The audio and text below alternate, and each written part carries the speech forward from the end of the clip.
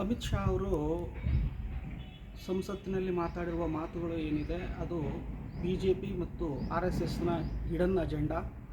ಅದನ್ನು ಅವರು ಪಬ್ಲಿಕ್ಕಾಗಿ, ಅದರಲ್ಲೂ ಪ್ರಜಾಪ್ರಭುತ್ವದ ದೇಗುಲ ಅಂತ ಏನು ನಾವು ಕನ್ಸಿಡರ್ ಮಾಡಿದ್ದೀವಿ, ಆ ಸಂಸತ್ತಿನಲ್ಲಿ ಮಾತಾಡಿದ್ದಾರೆ.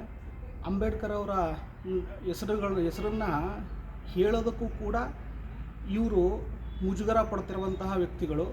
ಅವರ ಸಿದ್ಧಾಂತಕ್ಕೂ ಮತ್ತು ಅಂಬೇಡ್ಕರ್ ಸಿದ್ಧಾಂತಕ್ಕೂ ತದ್ವಿರುದ್ಧವಾದ ನಿಲುವುಗಳು ಇದ್ದಾವೆ. ಈ ಹಿನ್ನೆಲೆಯಲ್ಲೇ ನಾವು ಅಮಿತ್ ಶಾ ಅವರ ಮಾತುಗಳನ್ನು ಅರ್ಥ ಮಾಡ್ಕೋಬೇಕು. ಅವರು ವಿಶೇಷವಾಗಿ ಹೇಳಿರೋದೇನಪ್ಪ ಅಂತ ಹೇಳಿದ್ರೆ, ಅಂಬೇಡ್ಕರ್ ಅವರ ಹೆಸರನ್ನು ಮಂತ್ರದಂತೆ ಪಠಣ ಮಾಡೋದ್ರ ಬದಲು ದೇವರ ಹೆಸರನ್ನು ನೀವು ತಗೊಂಡಿದ್ರೆ ನಿಮಗೆ 7 ಜನ್ಮಗಳ ಪುಣ್ಯ ಸಿಗ್ತಿತ್ತು, ಸ್ವರ್ಗ ಸಿಗ್ತಿತ್ತು. ಈ ರೀತಿಯ ಮಾತುಗಳು ಅವು. ಯಾವುದೇ ಮಂತ್ರದಿಂದ ಮಾವಿನಕಾಯಿ ಉದುರಲ್ಲ.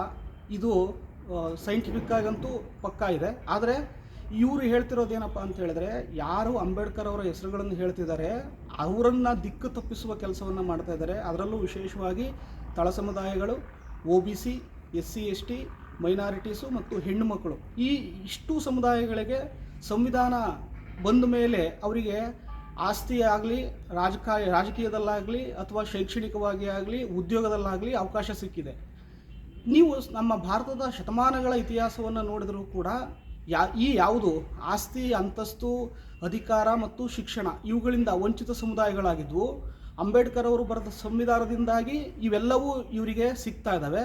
ಇವುಗಳಿಂದ ಮತ್ತೆ ವಂಚಿಸಬೇಕು ಅಂತ ಹೇಳಿದ್ರೆ ಅಂಬೇಡ್ಕರ್ ಬಗ್ಗೆ ಮತ್ತು ಸಂವಿಧಾನದ ಬಗ್ಗೆ ಜನರಲ್ಲಿ ಏನು ಜಾಗೃತಿ ಮೂಡ್ತಾ ಇದೆ ಅದನ್ನು ದಿಕ್ಕು ತಪ್ಪಿಸಬೇಕು.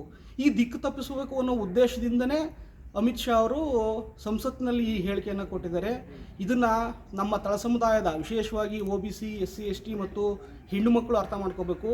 ಇಲ್ಲಿರೋದು ಅವರು ಕ್ಲಿಯರ್ ಆಗಿದ್ದಾರೆ. ಏನಪ್ಪ ಅಂತ ಹೇಳಿದರೆ, ಸಂವಿಧಾನದತ್ತವಾಗಿ ಸಿಗ್ತಾ ಇರುವ ಯಾವುದೇ ಅವಕಾಶಗಳು ವಂಚನೆ ಆಗಬೇಕು ಅಂತ ಹೇಳಿದ್ರೆ ಸಂವಿಧಾನ ಇರಬಾರ್ದು.